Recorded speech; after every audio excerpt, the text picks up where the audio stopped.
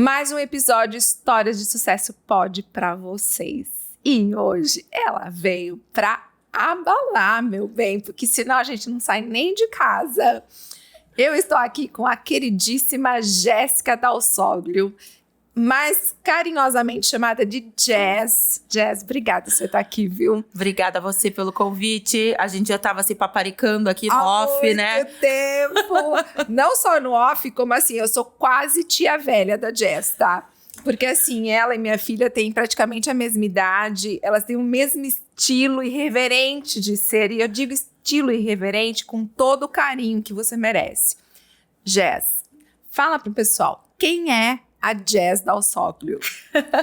Olha, eu não sei se dá para resumir em um podcast, mas como todo, né, comunicador tradicional, a gente acaba lapidando a nossa forma de explicar quem somos. Isso. E hoje eu trabalho, onde eu olho, que eu tô um pouco perdida, aqui, Isso. tá? Eu trabalho hoje com mentoria. De transição de carreira, mas já fiz muitos negócios, já vivi muitas histórias, as quais hoje eu consigo entender que eu sou apaixonada por histórias de fato, né? Exato. Que é o nosso ponto aqui. Não tem nada na nossa vida que a gente não faça se não souber a história, eu acho. Exato. E o que a gente comentava também, e que poucas pessoas põem em prática hoje em dia, é a questão das parcerias e que não existe mais aquele ranço de concorrência. Então, você é mentora, eu sou mentora, e a gente se conecta e forma uma junção tão maravilhosa, e quem ganha com isso são as pessoas que convivem, não é, Jéssica? Sim. Fala um pouquinho sobre isso. Eu acho que a bandeira hoje é muito da união, né? Exato. Do coletivo. Não adianta a gente ficar olhando as pessoas como um concorrente. E sim, como a gente pode somar na jornada um do outro. Como a gente pode se diferenciar. Porque o meu ponto, acho que de maior destaque, é a minha autenticidade, a sua autenticidade. Como a gente viveu a nossa jornada, faz a gente lapidar muito a essência nossa. Isso. Então, eu falei no off aqui pra Lili, eu falei assim, hoje caiu aquela historinha de pessoas se conectam com pessoas, hoje as pessoas se conectam com a nossa cultura, né, o fit cultural, eu acho que tá muito em alta, então acho que tem mercado pra todo mundo, né, um dos negócios da minha família, inclusive, tinha 2 no mesmo local, então não era o mesmo público que frequentava. É muito legal. É muito legal, né, você mesma, não tem a distribuidora, tem onde você pode colocar os vinhos que vocês acabam vendendo, então tem mercado para todo mundo. Para todo mundo. E é você sentir mesmo a necessidade do seu cliente e atender naquilo que você pode atender, não é mesmo? Sim. Agora, o que eu acho da Jéssica, assim, que é imbatível, pensa numa pessoa formadora de opinião. Isso é desde a sua infância? Você sempre foi assim? Ou você foi desenvolvendo isso ao longo da vida? Eu acho que a gente desenvolve ao longo da vida, mas desde pequena, realmente, eu sempre tive muita opinião. Minha mãe fala que ela ia nas lojas comigo, querendo me influenciar a comprar o que ela, de fato, estava... ela querendo colocar em mim, e eu sempre ia onde eu realmente estava gostando. Então, eu sempre gostei do que é bom, sabe? A minha mãe falava, não, compra 10 brusinha. Eu falava, não quero 10 brusinha, eu quero uma boa. Olha que incrível. Vamos deixar um recado aí para quem é pai e mãe, pensando nisso que você falou. Criança com personalidade dá muito mais trabalho, mas quando ela é bem direcionada, ela vira uma pessoa de sucesso. Você pensa assim também? Penso. Penso muito sobre isso. Eu tenho um filho de 13 anos, adolescente. Porque ele tem uma alma, um espírito muito antigo no sentido das escolhas dele. Ele é muito conservador, muito tradicional. Mas, ao mesmo tempo, eu não barro as escolhas dele. Eu sempre converso muito, independente do assunto. Acho que quando a criança traz, não adianta a gente esconder. Isso. Eu gosto muito da verdade, da transparência. Então, seja um assunto que envolva uma polêmica ou um assunto que seja um direcionamento, a gente sempre conversa. E aí que desenvolve, eu acho que a autenticidade, sabe? Isso. A transparência da relação. Comunicação, né? Comunicou, tá dentro de um contexto o qual prega seus valores. Acho que a criança, ela acaba se desenvolvendo com muito mais leveza. E que sorte, como ele chama? Cauã. Ah, é isso, eu já vi alguns stories. Mas que sorte do Cauã ter uma mãe que pensa desse jeito e que respeita os limites da criança, porque isso é muito importante. Eu lembro que quando a Vivian, minha filha mais nova, ela sempre foi de uma personalidade assim, eu diria cansativa, porque cansa. Cansa. Você tem que estar o tempo todo negociando, mas hoje é um trator, assim, dá ordem todo mundo, faz as coisas acontecerem. O Rodrigo também, ele tem muita personalidade, só que ele é uma personalidade mais maleável, né? Mais flexível. Mas é muito legal. Eu até falei isso pra você no último evento que a gente esteve presente, né? Eu falei que é tão bonito ver você olhando para os seus filhos, do tipo, poxa, eles escolheram o meu caminho, né? A minha empresa. Aí você olha com muito orgulho, porque você entregou. E é o sonho de todos os pais, que constrói seu império para que os filhos, de certa forma, tenham ali a longevidade da empresa ao lado dele, né? E o Cauã, ele vem muito desse lado também. Ele conversa muito comigo e parece que ele entende de assuntos que eu também entendo. Aí eu falo, uau, ele tá refletindo, olha a atitude dele, olha o jeito que ele tá falando. Só que eu fico observando de longe, porque as crianças hoje em dia, você tem que ter muito cuidado de como você às vezes elogia, porque potencializa o ego delas, né? Sim, é verdade. Todo mundo, né? Acho que não só a criança, né? Eu falo que bajulador, ele é bom, mas eu gosto de quem vem com a crítica construtiva. Porque a crítica, ela aponta aquilo que você precisa melhorar, não é? Sim. E às vezes só o lado positivo não faz você crescer. O crescimento, ele vem realmente das dificuldades. Ninguém cresce. Até as melhores uvas precisam do solo bem rude para dar, né, um bom fruto. Total. E a gente tá vivendo em uma autocobrança muito grande atualmente, né? Uhum. E eu acredito que os erros acabaram sendo algo que as pessoas têm um pouco de medo. E meu avô tá vivo ainda, tem 97 anos. Oba! 13 filhos. Uau! E aí ele fala, Fia, onde você vê o erro é onde você tem que ir. Que coisa boa. E eu sigo esse lema do meu avô, o manifesto dele, e sempre passo isso pro Cauã. Ele veio com uma questão recentemente falando, se cobrando, sabe? Eu sou um péssimo filho, eu sou uma criança que sou ruim na escola. Eu falei, viu, viu, eu nasci de um erro. A minha mãe me teve com 14 anos, né? Olha. Então, ela realmente te contar naquela época que tava grávida, né? Nossa, imagina. Deve ter sido um choque pra família. Então, não nasci de um acerto, nasci de um erro. E aí, acaba nascendo a ovelha negra da família. Porque a autenticidade traz você ser a ovelha negra da família, né? E aí, você ser a ovelha negra, você tem que saber driblar situações que você tá vivendo, de certa forma, não é? Uhum. Você tem que se impulsionar para você não entrar em crise, né? Porque é difícil você ir na onde você realmente acredita. É verdade. Né? A sociedade impulsiona a gente para ir para um lugar que é confortável, é a zona de conforto. E se a gente quer ir pro novo, pro inovador, pro criativo, o preço é alto, né, amiga? É alto. Eu falo assim, metade das pessoas acham que a gente é louca, a outra metade fala, tem certeza. Não, ela é louca, não é?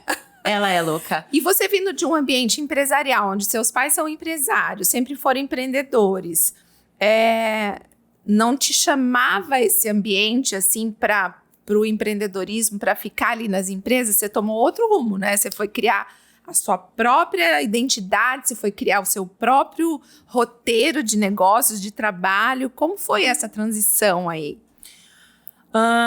Sim, eu cresci de família empreendedora. Meu avô, hoje, ele fala que ele era o influenciador da época. Olha! Ele era o barbeiro famoso da cidade. Ele falava que os famosos antigamente eram os advogados, eram os médicos, eram as pessoas que tinham um cargo muito bom dentro de empresas. E eu cresci dentro da barbearia dele. Uhum. Então, eu observava muito meu avô. E as pessoas não iam cortar cabelo só, eles iam buscar uma resposta. Meu avô mentorava os clientes dele. E hoje eu tenho essa consciência. Na época eu só observava. Então eu via o movimento de muita gente. Eu sempre enxergava que era além de um corte de cabelo. E eu acabava ouvindo as histórias. né? E ouvir as histórias. E uma criança ouvindo histórias de adulto, você amadurece mais rápido. Então, aquele foi meu espelho. E meu pai também tinha lanchonete. Então, a lanchonete do meu pai na cidade, ela tinha um movimento dentro de um dos principais pontos de Porto Feliz, que eu sou nascida lá. E meu pai me usava, entre aspas, né? Me aproveitava e me usava como influenciadora. Então, se ele queria que vendesse sorvete, ele me dava um sorvete, eu saía andar com sorvete na rua. Então, eu sempre estava sendo impulsionada a isso. Mas quando eu escolhi fazer a faculdade, que foi a minha transição, tchau, eu tô saindo de casa, eu fui fazer biologia marinha. Nossa! Nada a ver com nada, mas na verdade a biologia marinha foi só um pretexto, de fato, para que eu conseguisse não ficar dentro de casa. Porque qualquer curso que eu escolhesse que tivesse na região, a minha mãe ia me colocar para morar perto dela. E eu queria criar minhas asas. Então, eu escolhi um curso na praia, bem longe. Não era pelo curso em si, era lindo, né? Você pensar biólogo marinho. Mas, na prática, não era realmente o que eu queria. Entendi. E eu gostava mesmo de fazer o movimento comercial. Então, eu fui buscar meu primeiro emprego. Acabei indo pro shopping, que na época, pra mim, shopping era novo, não tinha shopping na minha cidade. Porto Feliz. É verdade. Então, eu fui entregar o meu currículo, não sabia em que eu ia trabalhar, fiz a entrevista, passei na entrevista e comecei a trabalhar em uma loja de sandálias, de chinelos, sandálias havaianas, a qual eu me destaquei muito lá dentro. Olha isso. Como vendedora. E eu não sabia por quê, né? Eu tava me destacando lá. Porque eu vendia, tipo, natural ali. Aí a Daniele, Dani Notti, ela é até uma personalidade hoje da internet reconhecida. Aí a Dani falava assim, você tá de complô? Você tá de complô com os vendedores. E eu sei. Aí ela mandou todos os vendedores embora, recontratou pra ver se eu tinha alianças. E eu também não tava entendendo. Realmente, eu era metade do faturamento da loja. Olha e a outra isso. metade era dividida entre as pessoas. Só que depois de um tempo, entrou um menino dentro da loja e ele falou, a Dani tá tentando descobrir o que é seu diferencial. E agora eu sei o que é. O seu sotaque. Porque era caipira. Olha. E em Santos, o sotaque era tipo... eu era conhecida como a caipirinha da loja. Então você já era uma referência. Me tornei uma referência, né? Ali dentro da onde eu estava.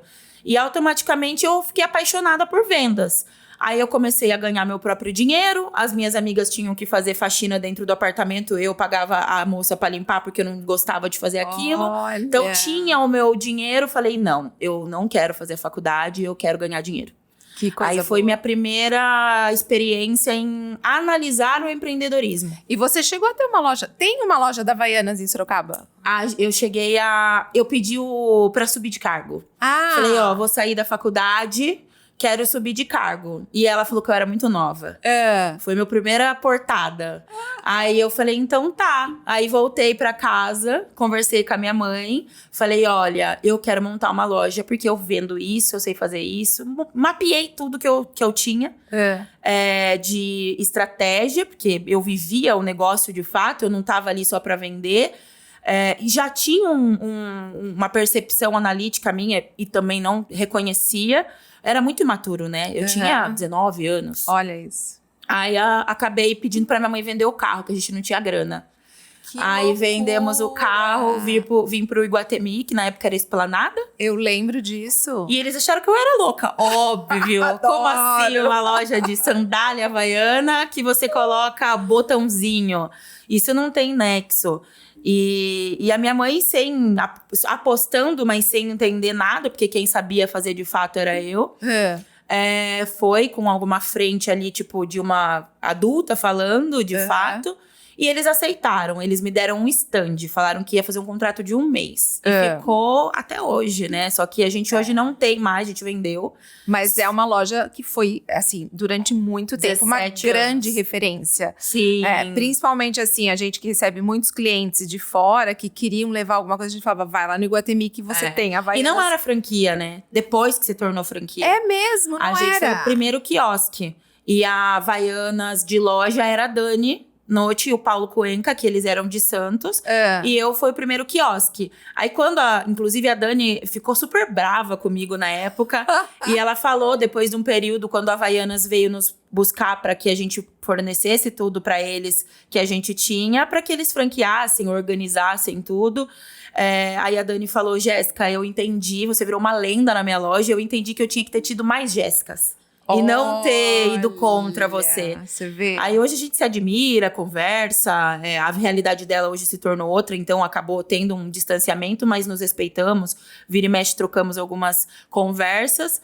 E de fato, a franquia quando entrou, eu não me encaixei. Eu me sentia tipo, como assim tem algum dono no meu negócio? A ideia foi minha, foi da Dani. Como assim alguém tá querendo mandar no meu negócio?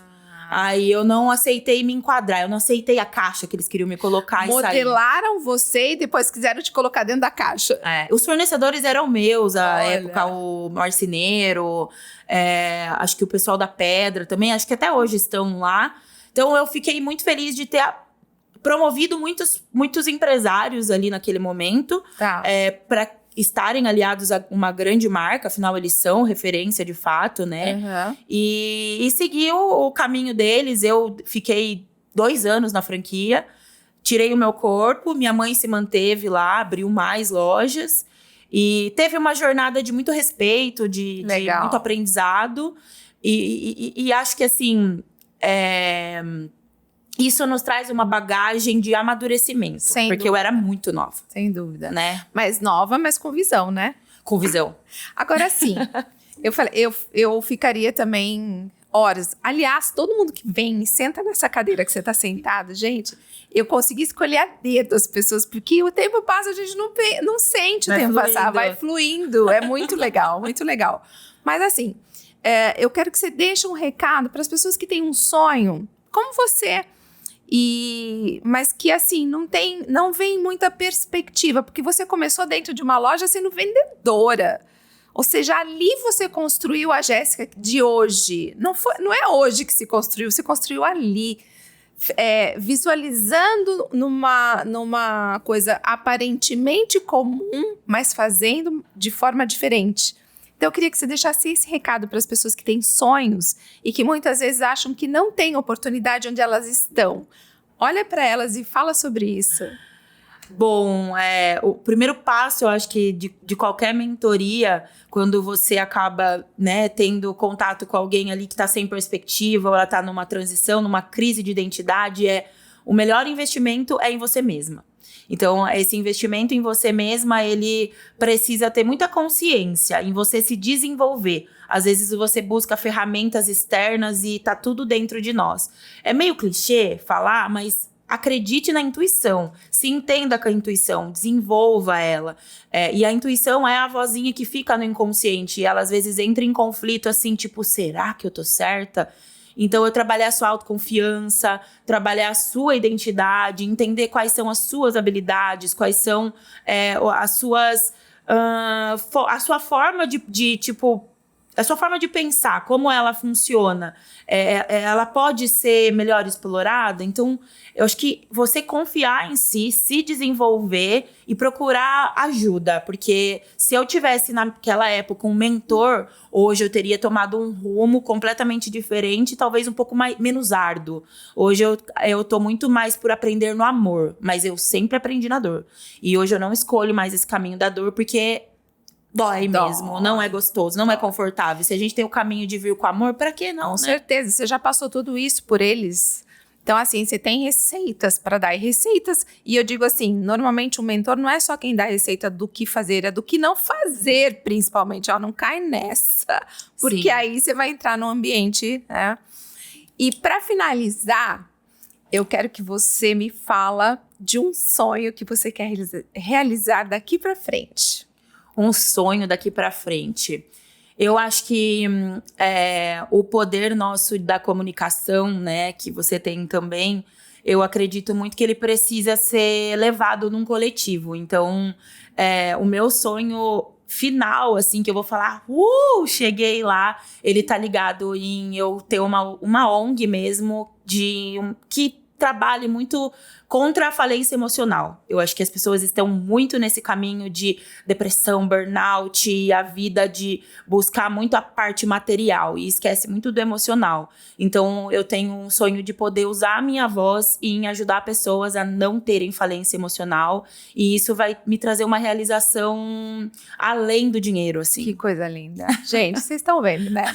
Vocês estão vendo. Não é à toa, eu tô toda arrepiada aqui de ver uma jovem. Quantos anos você tá agora? E eu acho que tá ligado muito a isso, sabe? Os jovens, porque eles são a salvação do mundo. E a gente tá com jovens aí, o maior número de suicídio hoje é nos jovens, né? E a gente tem que olhar pra eles. Eu tenho um filho dentro de casa, eu falo, não, eu vou potencializar os jovens pra serem o melhor que eles puderem, porque se alguém tivesse apostado em mim naquela época, sem ser eu mesma, eu teria acelerado muito, muito mais as coisas. Mas foi como Deus queria, né?